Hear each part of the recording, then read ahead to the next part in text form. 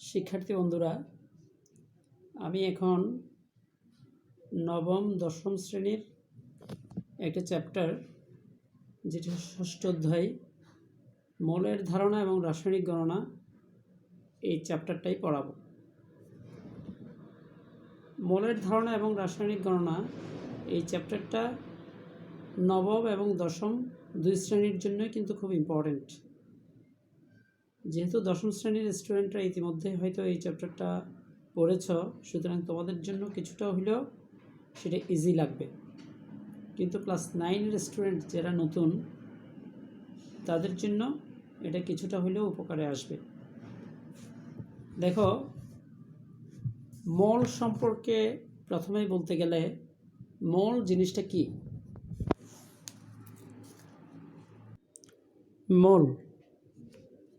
মৌল এই টার্মসটা বুঝাইতে গেলে প্রথমেই আমাদেরকে যে জিনিসটা দেখতে হবে সেটা হচ্ছে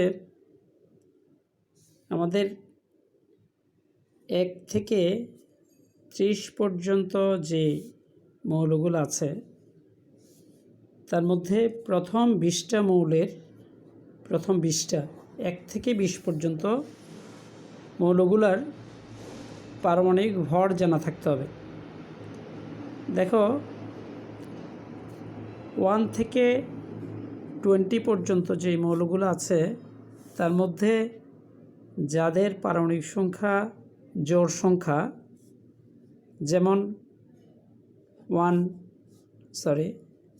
2, 4, 6, 8, 10, 12, 14, 16, 18 এবং 20, এবং মৌলগুলো হচ্ছে হিলিয়াম, বেরিলিয়াম, কার্বন, অক্সিজেন, নিয়ন, ম্যাগনেসিয়াম, সিলিকন, সালফার, আর্গন এবং ক্যালসিয়াম। 1 থেকে 20 পর্যন্ত যেই মৌলগুলোর পারমাণবিক সংখ্যা জোড় সংখ্যা, তাদের পারমাণবিক ভর জাস্ট ডাবল, মানে দ্বিগুণ। অর্থাৎ হিলিয়ামের হচ্ছে 4, বেরিলিয়াম একটু ব্যতিক্রম অবশ্য, কার্বনের হচ্ছে 12, অক্সিজেন 16, নিয়ন 20, ম্যাগনেসিয়াম 24, সিলিকন 28, সালফার 32, আর্গন সেটাও একটু ব্যতিক্রম, এবং ক্যালসিয়াম হচ্ছে বরাবর 40। তার মানে 1 থেকে 20 পর্যন্ত যাদের পারমাণবিক সংখ্যা জোড় সংখ্যা, তাদের পারমাণবিক ভর হচ্ছে জাস্ট ডাবল। অন্যদিকে যে দুইটা ব্যতিক্রম, বেরিলিয়ামের পারমাণবিক ভর হচ্ছে 9, 4 দুগুণা 8, একে 9, এবং আর্গন সেটা হচ্ছে 39.9। এটা আলাদা করে মুখস্থ রাখতে হবে। আর অন্যদিকে 1 থেকে 20 পর্যন্ত যাদের পারমাণবিক সংখ্যা বিজোড় সংখ্যা, সেগুলো হচ্ছে 1, 3, 5, 7, 9, 11, 13, 15, 17 এবং 19। এবং সেই মৌলগুলো আমি লিখি: hydrogen, lithium, boron, nitrogen, fluorine, sodium, aluminium, phosphorus, chlorine এবং পটাশিয়াম। এদের যাদের পারমাণবিক সংখ্যা বিজোড় সংখ্যা, তাদের পারমাণবিক ভর হবে ডাবলের চেয়ে 1 বেশি, মানে দ্বিগুণের চেয়ে 1 বেশি। তবে এখানেও কয়েকটা ব্যতিক্রম আছে: হাইড্রোজেন, নাইট্রোজেন এবং ক্লোরিন। যে কয়েকটা ব্যতিক্রম, তাদের মধ্যেও কিন্তু একটা সিমিলারিটি আছে: 1, 7 এবং 17। এই মৌলগুলো বাদে বাকি সবগুলোর পারমাণবিক ভর হচ্ছে ডাবলের চেয়ে 1 বেশি, অর্থাৎ 3 দুগুণা 6, 7, 11, ফ্লোরিন হচ্ছে 19, সোডিয়াম 23, অ্যালুমিনিয়াম 27, ফসফরাস 31, পটাশিয়াম হচ্ছে 39। যেই কয়েকটা ব্যতিক্রম, তার মধ্যে হাইড্রোজেনের পারমাণবিক ভর হচ্ছে তাও 1, নাইট্রোজেনের হচ্ছে 14 এবং ক্লোরিন হচ্ছে 35.5। তার মানে এই তিনটা আলাদা করে মুখস্থ রাখতে হবে। এখন দেখো 1 থেকে 20 পর্যন্ত মৌলগুলোর পারমাণবিক ভর যদি আমি জানি, তাহলে সেক্ষেত্রে আমি পারমাণবিক ভর থেকে আণবিক ভরও বের করতে পারবো, এবং আণবিক ভর বের করে আমরা মলের ধারণাটা ব্যাখ্যা করতে পারবো। যেমন ধরো আমি সিম্পলি H2O পানি ধরলাম। এই পানি এটা একটা যৌগিক পদার্থ এবং পানির আণবিক ভর হচ্ছে 18। তাহলে আণবিক ভর যেহেতু 18, তার মানে এই 18কে যখন আমি গ্রাম আকারে প্রকাশ করব, 18 গ্রাম, এইটাই সমান হচ্ছে 1 মোল পানি। একইভাবে আমি যদি অক্সিজেন ধরি, তাহলে অক্সিজেনের আণবিক ভর হচ্ছে 16, 16 দুগুণে 32, তার মানে 32 গ্রাম, এটা সমান হচ্ছে 1 মোল অক্সিজেন। একইভাবে আমি যদি সোডিয়াম ধরি, সোডিয়াম কিন্তু পরমাণু আকারে থাকে, সুতরাং সোডিয়ামের পারমাণবিক ভর হচ্ছে 23। তাহলে এই 23 গ্রাম, এটাও কিন্তু 1 মোল সোডিয়াম।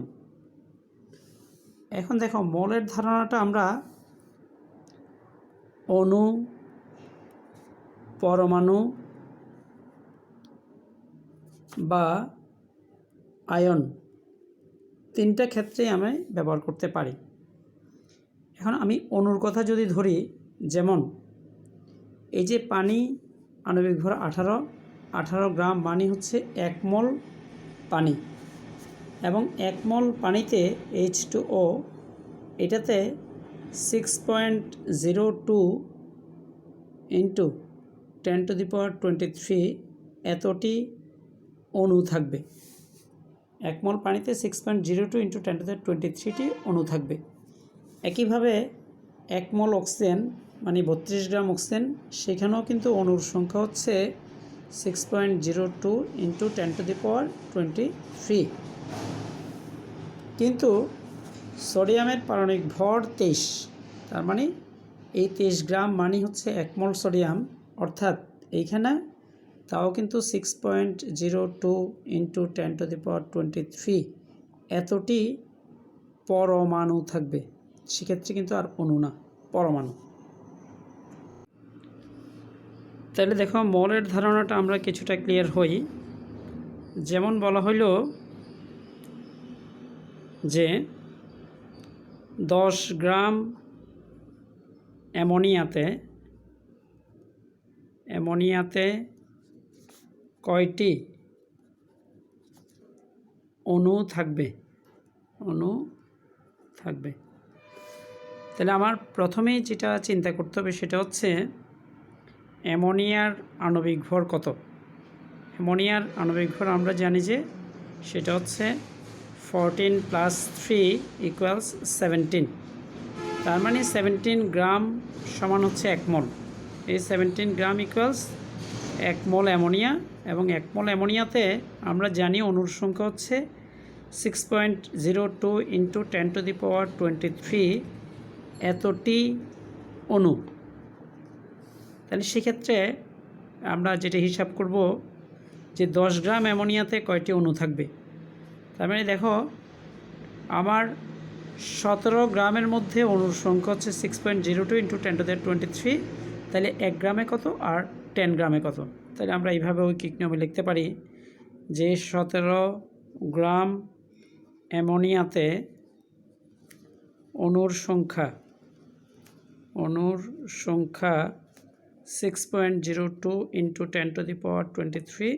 সুতরাং 1 গ্রাম অ্যামোনিয়াতে অণুর সংখ্যা হচ্ছে 17/6.02 ইন্টু 10⁻23, আর সুতরাং 10 গ্রাম অ্যামোনিয়াতে অণুর সংখ্যা হবে 17/6.02 ইন্টু 10⁻23 ইন্টু 10। এটা ক্যালকুলেট করলে যে রেজাল্টটা আসবে সেটাই হবে আমার 10 গ্রাম অ্যামোনিয়াতে অণুর সংখ্যা। একইভাবে আমরা যদি এরকম বলি যে 5টি অ্যামোনিয়া অণুর ভর কত, 5টি অ্যামোনিয়া অণুর ভর কত, অ্যামোনিয়া অণুর ভর কত। সিমিলার ওয়েতে আমরা চিন্তা করব যে প্রথমেই আমার অ্যামোনিয়ার এর আণবিক ভর, তার মানে আণবিক ভর আমরা জানি কত, সেটা হচ্ছে 17, এবং এই 17 গ্রামের মধ্যে আমরা জানি সেটা হচ্ছে 6.02 × 10⁻23 এতটি অণু আছে। সুতরাং এখান থেকে আমরা চিন্তা করতে পারি যে 6.02 × 10⁻23 এতটি অণুর ভর হচ্ছে কত, 17 গ্রাম। সুতরাং একটি অণুর ভর সমান হবে 17/6.02 × 10⁻23। সুতরাং আমাদের 5টি অ্যামোনিয়া অণুর ভর হবে 17 × 5/6.02 × 10⁻23 এত গ্রাম। তাহলে এখানে সহজেই বের করা যাবে। তাহলে আমি মোলের ধারণা থেকে, অর্থাৎ যদি কখনো বলে যে এতটি অণুর ভর কত অথবা এত গ্রামে কতটি অণু আছে, তাহলে দুইটাই আমরা খুব সহজে বের করতে পারবো। এবার দেখো, আমরা যদি এরকম দেখি, আরেকটা আমাদের আছে, সেটা হচ্ছে এসটিপি নামে আমার একটা কথা আছে। এসটিপি মানে হচ্ছে স্ট্যান্ডার্ড টেম্পারেচার অ্যান্ড প্রেশার, এবং সেটা হচ্ছে 0 ডিগ্রি সেন্টিগ্রেড তাপমাত্রা এবং 1 অ্যাটমসফিয়ার চাপ। এটা 0 ডিগ্রি সেন্টিগ্রেড তাপমাত্রা এবং 1 অ্যাটমসফিয়ার চাপকে প্রমাণ তাপমাত্রা ও চাপ বলা হয়। প্রমাণ তাপমাত্রা ও চাপ। তাহলে প্রমাণ তাপমাত্রা ও চাপে যে কোনো গ্যাসের 1 মোল গ্যাসের আয়তন, 1 মোল গ্যাসের আয়তন হচ্ছে 22.4 লিটার, 22.4 লিটার। তার মানে এখান থেকেও আমাদের একটা জিনিস ধারণা থাকতে হবে, 1 মোল মানে কিন্তু সেই আবারও 1 মোল মানে কি আণবিক ভর। আণবিক ভরকে যখন আমি গ্রাম এককে প্রকাশ করব সেটাই কিন্তু 1 মোল, অথবা একইভাবে পারমাণবিক ভরকে যখন আমি গ্রাম এককে প্রকাশ করব সেটা কিন্তু 1 মোল। অর্থাৎ ওই 1 মোল এর আয়তন হচ্ছে 22.4 লিটার, এবং সেটা 0 ডিগ্রি সেন্টিগ্রেড তাপমাত্রা এবং 1 অ্যাটমসফিয়ার চাপে। যেমন আমরা এইভাবে লিখতে পারি যে এসটিপিতে বা প্রমাণ তাপমাত্রা চাপে এসটিপিতে 5 গ্রাম অ্যামোনিয়া এর আয়তন কত প্রশ্ন করলাম। অথবা একইভাবে লিখলাম এসটিপিতে 5 গ্রাম অ্যামোনিয়াতে কতটি অণু থাকবে, অথবা এসটিপিতে 1 লিটার অ্যামোনিয়াতে কতটি অণু আছে। আমরা তিনটাই যদি সমাধান করতে চাই, তাহলে প্রথমে দেখো, আমরা প্রথমে যেই যৌগটা দেওয়া থাকবে সেটার আণবিক ভর বের করব। আমরা জানি অ্যামোনিয়ার আণবিক ভর হচ্ছে কত, অ্যামোনিয়ার আণবিক ভর হচ্ছে 17। তাই দেখো, আমরা জানি এসটিপিতে এই 17 গ্রাম, এটার আয়তন হচ্ছে কিন্তু 22.4 লিটার। দেখো, আমরা এখান থেকে লিখতে পারি যে 17 গ্রাম এর আয়তন 22.4 লিটার। সুতরাং 1 গ্রামের আয়তন 22.4 / 17 লিটার। সুতরাং হয়েছে আমাদের এখানে 5 গ্রাম অ্যামোনিয়া, অর্থাৎ তো আমরা এখানে লিখতে পারি 5 গ্রাম অ্যামোনিয়ার আয়তন 1722.4 ইন্টু 5 লিটার। তাহলে আমরা এভাবে বের করতে পারবো। এরপর আমাদের দ্বিতীয় প্রশ্ন যেটা, যে এসটিপিতে 5 গ্রাম অ্যামোনিয়াতে কতটি অণু থাকে। আবারও সেম, অ্যামোনিয়ার আণবিক ভর হচ্ছে 17 গ্রাম। 17 গ্রাম, তার মানে 17 গ্রাম মানেই হচ্ছে কিন্তু 1 মোল, এবং 1 মোলে অণুর সংখ্যা 6.02 ইন্টু 10⁻23, এবং যেটার আয়তন হচ্ছে 22.4 লিটার।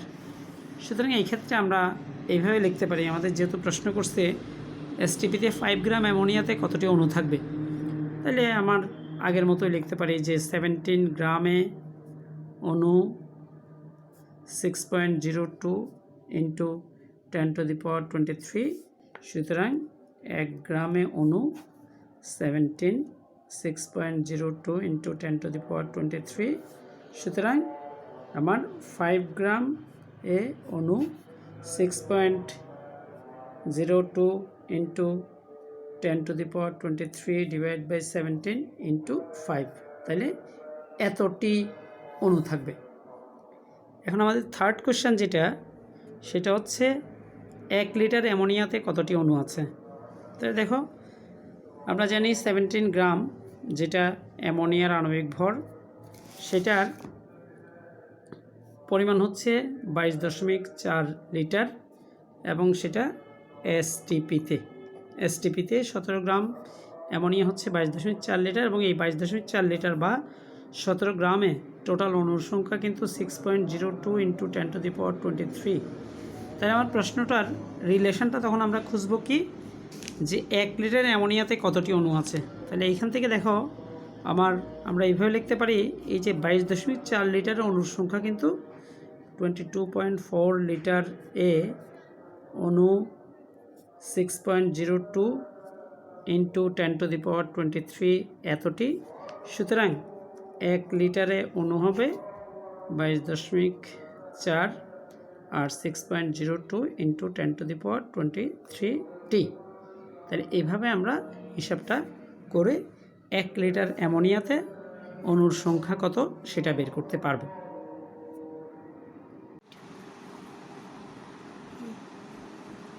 আমরা প্রথমে যেটা দেখাবো সেটা হচ্ছে যৌগে মৌলের শতকরা সংযুতি। এটা সংযুতি, এটা বের করার জন্য আমাদেরকে প্রথমেই, ধরো আমি যৌগটা লিখলাম পানি H2O, তাহলে পানির আণবিক ভর হচ্ছে 1 × 2 + 16 = 18। তার মানে 18 গ্রাম পানিতে হাইড্রোজেন আছে 2 গ্রাম, 1 গ্রামে হাইড্রোজেন আছে 18/2 গ্রাম, সুতরাং 100 গ্রামে হাইড্রোজেন আছে 2 × 100 ডিভাইড বাই 18। তার মানে খেয়াল করো এইখানে, অর্থাৎ আমি যদি এইটা নিয়ে আলোচনা করি, তার মানে পার্সেন্টেজ অফ হাইড্রোজেন যেহেতু এখানে 2টা আছে, সুতরাং হাইড্রোজেনের পারমাণবিক ভর 1, আর হাইড্রোজেন 2টা আছে বলে 2 দিয়ে গুণ, এবং সাথে 16 + 18 = 18। তার মানে পার্সেন্টেজ অফ হাইড্রোজেন ইকুয়ালস, হাইড্রোজেনের পারমাণবিক ভর 1 × 2, 1 হচ্ছে পারমাণবিক ভর, আর × 2 যেহেতু 2টা হাইড্রোজেন আছে, সুতরাং × 100 ডিভাইড বাই 18, এটা পার্সেন্টেজ, অর্থাৎ ক্যালকুলেশন করলে যে মানটা বের হবে সেটাই হবে হাইড্রোজেনের পার্সেন্টেজ। একইভাবে অক্সিজেনের পার্সেন্টেজ, অক্সিজেন কিন্তু আছে একটা, তাহলে 1 × 16 × 100 ডিভাইড বাই 18, তাহলে এখানে যে পার্সেন্টেজটা আসবে সেটা হচ্ছে অক্সিজেনের পার্সেন্টেজ। এইবার আমরা একইভাবে করতে পারি সালফিউরিক অ্যাসিডের আণবিক ভর হচ্ছে 1 × 2, হাইড্রোজেন 1 × 2 + 32, সালফারের পারমাণবিক ভর হচ্ছে 32, তারপর অক্সিজেন হচ্ছে 64, তাহলে টোটাল হচ্ছে 98। 64 মানে এটা 16 × 4, কারণ অক্সিজেন আছে 4টা, কিন্তু অক্সিজেনের পারমাণবিক ভর হচ্ছে 16, তাহলে সালফিউরিক অ্যাসিডের আণবিক ভর বা মলিকুলার মাস সেটা হচ্ছে 98। সুতরাং একইভাবে হাইড্রোজেনের পার্সেন্টেজ বা শতকরা সংযুতি হচ্ছে 1 × 2 × 100 ডিভাইড বাই 98। তারপর একইভাবে সালফার যেহেতু একটা আছে তাহলে 1 × 32 × 100 ডিভাইড বাই 98। আর অক্সিজেনের পার্সেন্টেজ হবে 64। তার মানে এই 64 মানে 4 × 16। অর্থাৎ আমরা এখান থেকে যে কোনো মৌলের শতকরা সংযুক্তিটা হিসাব করব। শতকরা সংযুতি এটা ইকুয়ালস, তাহলে আমরা যেটা বলতে পারি সেটা হচ্ছে মৌলের পারমাণবিক ভর, মৌলের পারমাণবিক ভর ইন্টু মৌলের পরমাণুর সংখ্যা,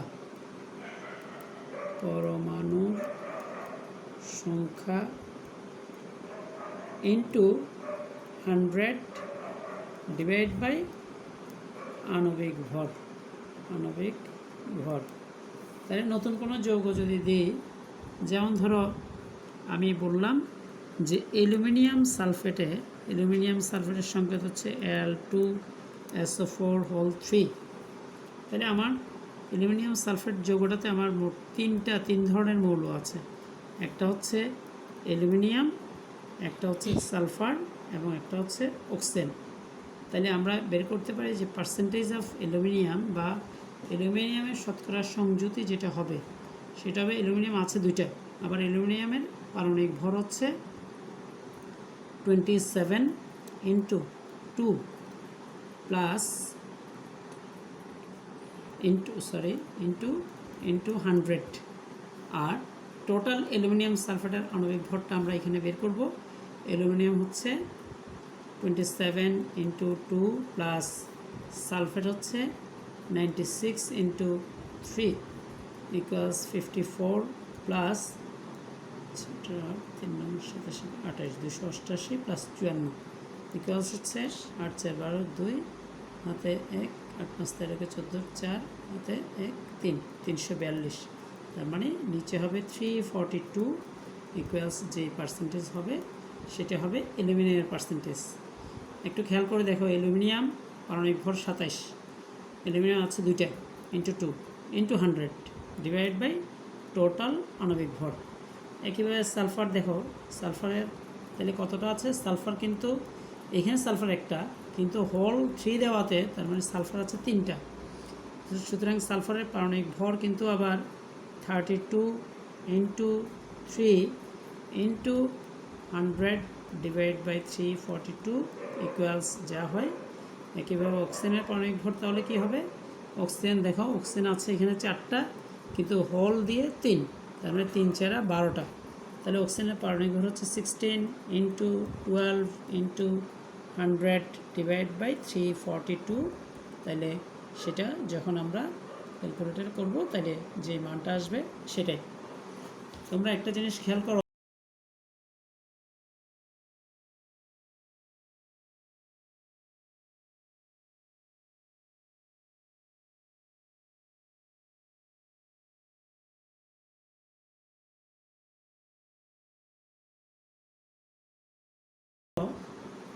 আমি এখন যে জিনিসটা নিয়ে আলোচনা করব সেটা হচ্ছে লিমিটিং বিক্রিয়ক বা ইংরেজিতে যেটাকে বলে লিমিটিং রিঅ্যাক্ট্যান্ট।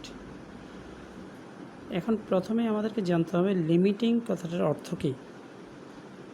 লিমিটিং মানে হচ্ছে যে কথাটা আমরা নর্মালি ইউজ করি যে লিমিটেড, অর্থাৎ কোনো কিছু সীমিত থাকলে সেটাকে লিমিটেড বলা হয়।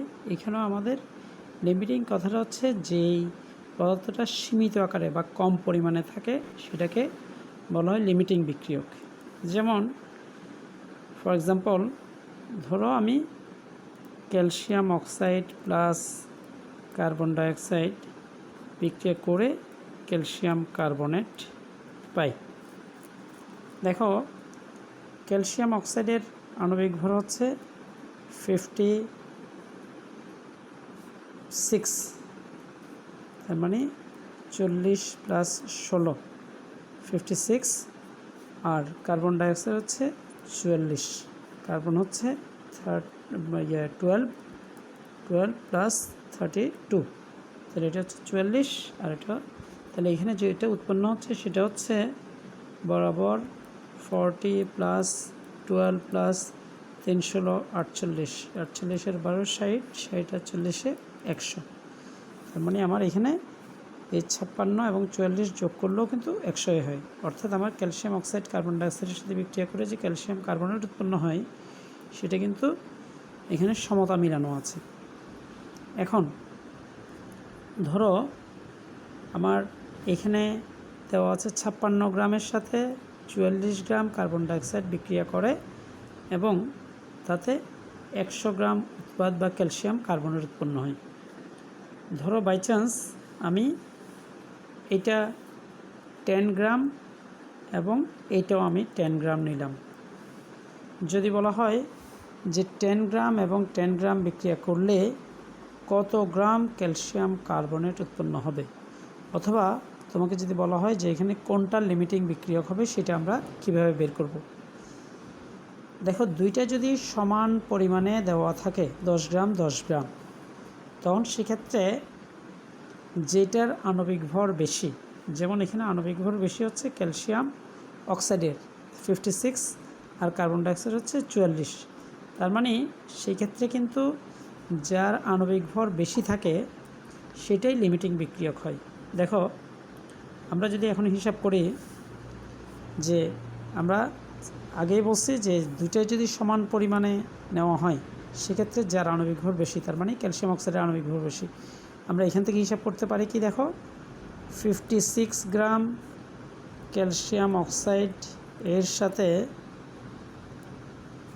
কার্বন ডাইঅক্সাইড বিক্রিয়া করে 44 গ্রাম, সুতরাং 1 গ্রাম ক্যালসিয়াম অক্সাইডের সাথে কার্বন ডাইঅক্সাইড বিক্রিয়া করে 44 ডিভাইড বাই 56 গ্রাম, আর সুতরাং আমি 10 গ্রাম যেটা ধরলাম 10 গ্রাম ক্যালসিয়াম অক্সাইডের সাথে কার্বন ডাইঅক্সাইড বিক্রিয়া করবে 44 ইন্টু 10 ডিভাইড বাই 56 গ্রাম।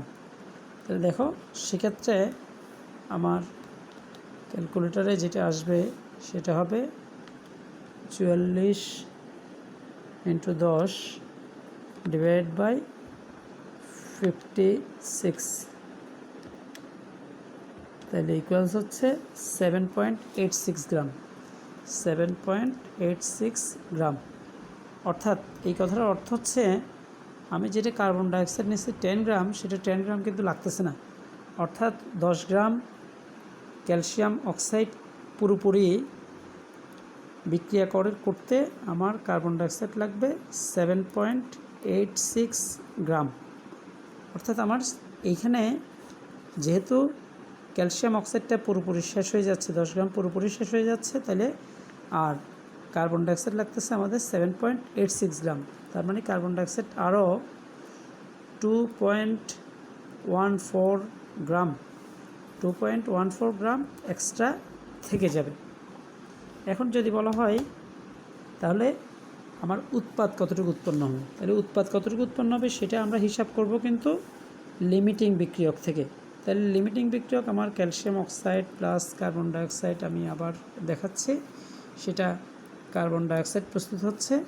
তাহলে আমার এইটা লাগতেছে কিন্তু 10 গ্রাম আর এটা লাগতেছে 7.86 গ্রাম, সুতরাং এটা 10 গ্রাম এটা 7.86 গ্রাম মিলে আমার যেটা হবে টোটাল, তাহলে 17.86 গ্রাম কার্বন ডাইঅক্সাইড ক্যালসিয়াম কার্বনেট প্রস্তুত হবে। ক্যালসিয়াম কার্বনেট এটা প্রস্তুত হবে। তার মানে এই ক্ষেত্রে আমাদের লিমিটিং বিক্রিয়ক কিন্তু ওই ক্যালসিয়াম অক্সাইডটা। এবার ধরো আমি সমান পরিমাণ না নিয়ে যদি এইভাবে বলা হলো যে আমি ক্যালসিয়াম অক্সাইড নিলাম 10 গ্রাম আর কার্বন ডাইঅক্সাইড নিলাম 5 গ্রাম, তাহলে সেক্ষেত্রে আমার প্রোডাক্ট কোনটা হবে? সেক্ষেত্রে কিন্তু আমাকে দুইটাই রাফে একটা হিসাব করে দেখতে হবে।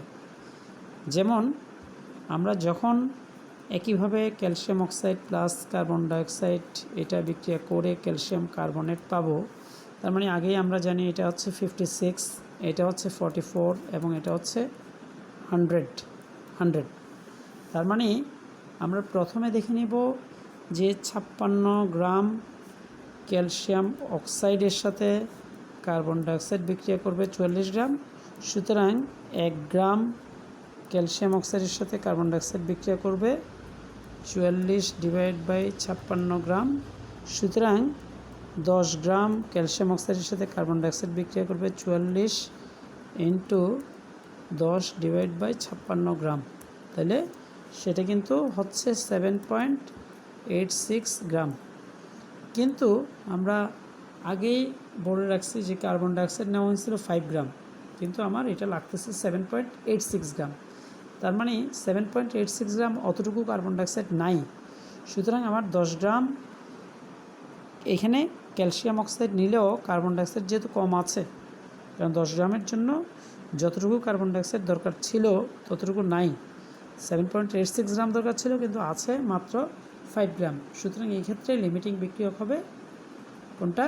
লিমিটিং বিক্রিয়ক হবে কার্বন ডাইঅক্সাইড। তখন আমরা যেটা লিমিটিং বিক্রিয়ক সেটার থেকেই আমরা হিসাব করব যে প্রোডাক্টটা কতটুকু হবে। তাহলে দেখো, এখন যেহেতু আমরা আগেই বলছি যে লিমিটিং বিক্রিয়ক হবে লিমিটিং রিঅ্যাক্ট্যান্ট তখন কার্বন ডাইঅক্সাইড, তার মানে কোনটা? সেটা হচ্ছে 5 গ্রাম। তখন আমরা 5 গ্রাম দিয়ে হিসাব করব। তাহলে কি দেখো যে calcium oxide plus carbon dioxide বিক্রিয়া করলে ক্যালসিয়াম কার্বনেট হবে। এটা হচ্ছে 56, এটা 44 এবং এটা হচ্ছে 100। তাহলে আমরা বলতে পারি তখন কার্বন ডাইঅক্সাইড দিয়ে স্টার্ট করলে যে 44 গ্রাম কার্বন ডাইঅক্সাইডের সাথে ক্যালসিয়াম অক্সাইড বিক্রিয়া করবে কত? 56 গ্রাম।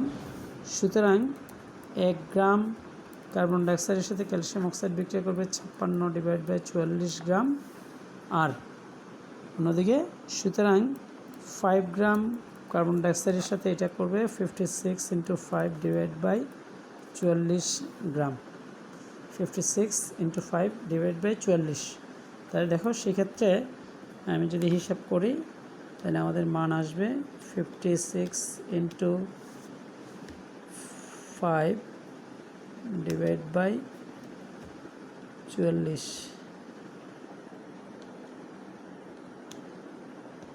ইকুয়ালস হচ্ছে 6.36 গ্রাম। 6.36 গ্রাম।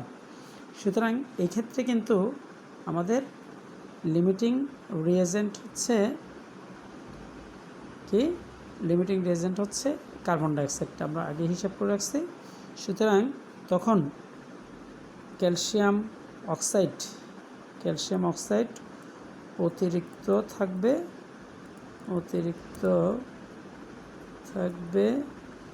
কত?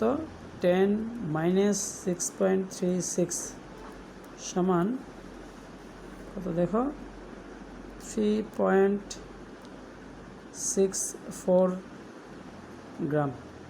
3.64 গ্রাম। তার মানে এটা ক্যালসিয়াম অক্সাইড অতিরিক্ত থাকবে। তাহলে তখন আমি যদি বলা হয় যে ক্যালসিয়াম কার্বনেট কতটুকু উৎপন্ন হবে, তখন ক্যালসিয়াম কার্বনেট তৈরি হবে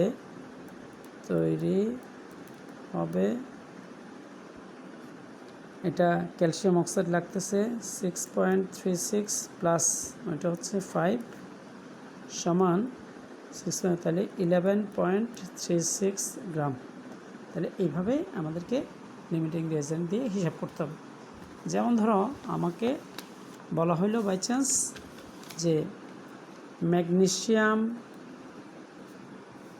10 গ্রাম এবং অক্সিজেন 5 গ্রাম নিয়ে যদি বিক্রিয়া করি, তাহলে সেক্ষেত্রে আমাদের কোনটা লিমিটিং বিক্রিয়ক এবং ম্যাগনেসিয়াম অক্সাইড কতটুকু উৎপন্ন হবে সেটা আমরা কীভাবে বের করব। তাহলে দেখো, প্রথমে আমার ম্যাগনেসিয়াম অক্সিজেনের সাথে বিক্রিয়া করলে আমার ম্যাগনেসিয়াম অক্সাইড তৈরি হয়, সেটা লিখলাম। কিন্তু সমতা মিলানোর জন্য আমার এই পাশে 2 দিতে হবে আর এইখানে ম্যাগনেসিয়াম এখানেও 2 দিতে হবে। আমাদের প্রশ্নে বলা হলো কিন্তু 10 গ্রাম ম্যাগনেসিয়াম এবং 5 গ্রাম অক্সিজেন যদি নিই, তাহলে সেক্ষেত্রে কোনটা লিমিটিং বিক্রিয়ক এবং আমার কতটুকু ম্যাগনেসিয়াম অক্সাইড তৈরি হবে, আর যে উপাদানটা অবশিষ্ট থাকবে সেই উপাদানটা কতটুকু অবশিষ্ট থাকবে। তাহলে দেখো আমরা কীভাবে করব। প্রথমে আমার ম্যাগনেসিয়ামের পারমাণবিক ভর সেটা হচ্ছে 2 × 24 ইকুয়ালস হচ্ছে 48, আর অক্সিজেন হচ্ছে 16 দুগুণা 32। আর ম্যাগনেসিয়াম অক্সাইডের টোটাল আণবিক ভর 2 × ম্যাগনেসিয়াম হচ্ছে 24 + 16 ইকুয়ালস 2 × 24 আর 16 হচ্ছে 40, 40 দুগুণা 80। তাই দেখো এখানে 48 আর 32 যোগ করলে কিন্তু 80 হয়। এখন আমাদের বলা আছে যে ম্যাগনেসিয়াম 10 গ্রাম এবং অক্সিজেন আমরা মাত্র 5 গ্রাম নিব। তাহলে আমি প্রথম থেকে স্টার্ট করি, যে আমি শুরুটা যেহেতু দুইটা সমান পরিমাণ নেওয়া হয় নাই, সমান পরিমাণ যদি নেওয়া হইতো তাহলে যার আণবিক ভর বেশি সেটাকে আমি লিমিটিং রিয়েজেন্ট হিসেবে ধরতে পারতাম। কিন্তু যেহেতু এখানে ম্যাগনেসিয়াম 10 গ্রাম এবং অক্সিজেন 5 গ্রাম নেওয়া হয়েছে, আমি তাহলে ম্যাগনেসিয়াম থেকে স্টার্ট করি। যেমন তাহলে এভাবে লিখতে পারবো যে 48 গ্রাম ম্যাগনেসিয়াম এর সাথে অক্সিজেন বিক্রিয়া করবে কত 32 গ্রাম। সুতরাং 1 গ্রাম ম্যাগনেসিয়ামের সাথে অক্সিজেন বিক্রিয়া করবে 48 ভাগের 32 গ্রাম, 32 গ্রাম। সুতরাং আমার 10 গ্রাম ম্যাগনেসিয়ামের সাথে অক্সিজেন বিক্রিয়া করবে 32 × 10 / 48। তাহলে দেখো তাহলে সমান কত হবে 320, 32 × 10 320 / 48 ইকুয়ালস হবে 6.67 গ্রাম। তার মানে আমাদের অক্সিজেন কিন্তু লাগবে 6.67 গ্রাম, কিন্তু অক্সিজেন আছে আমার মাত্র 5 গ্রাম। তার মানে বোঝাই যাচ্ছে এখানে অক্সিজেনটা যেহেতু 10 গ্রামের সাথে বিক্রিয়া করার জন্য অতটুকু অক্সিজেন নাই, সুতরাং যেটা থাকবে না সেটা কিন্তু লিমিটিং বিক্রিয়ক হবে। তাহলে এখন লিমিটিং বিক্রিয়ক যেহেতু আগেই আমরা নির্ধারণ করছি যে অক্সিজেন লিমিটিং বিক্রিয়ক, তার মানে সেটা পুরোপুরি ব্যবহার হবে। সুতরাং পুরোপুরি ব্যবহার হলে তাহলে কিভাবে আমরা অঙ্কটা করব, এইবার তাহলে 32 গ্রাম, এবার হিসাব করব যে 32 গ্রাম অক্সিজেন বিক্রিয়া করে 48 গ্রাম ম্যাগনেসিয়ামের সাথে।